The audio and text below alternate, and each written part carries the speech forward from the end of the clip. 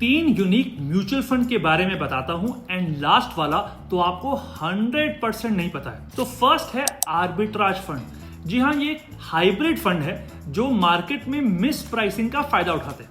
काफी सेफ है, मतलब रिस्क लेवल लो है, शॉर्ट टर्म इन्वेस्टमेंट के लिए बहुत बढ़िया फंड है एंड बेस्ट बात है कि इसकी जो टैक्सेशन है वो इक्विटी की तरह है, तो कम टैक्स भी देना पड़ेगा। नाउ सेकंड होते हैं multi asset fund.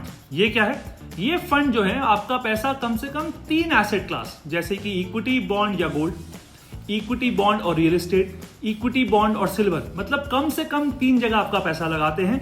Moderate risk है, मीडियम टर्म के लिए अच्छा इन्वेस्टमेंट है और ये भी इक्विटी की तरह ही टैक्स होते हैं, तो इसमें भी टैक्स कम देना पड़ेगा। और तीसरा है एफओएफ या फंड ऑफ फंड।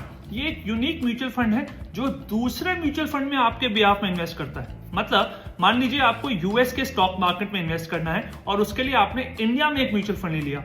ये इंडिया का म्यूचुअल फंड यूएस का एक म्यूचुअल फंड खरीद लेगा और यूएस के म्यूचुअल फंड में वो सारे यूएस के स्टॉक होंगे। इससे आपने इनडायरेक्टली यूएस के स्टॉक खरीद लिए।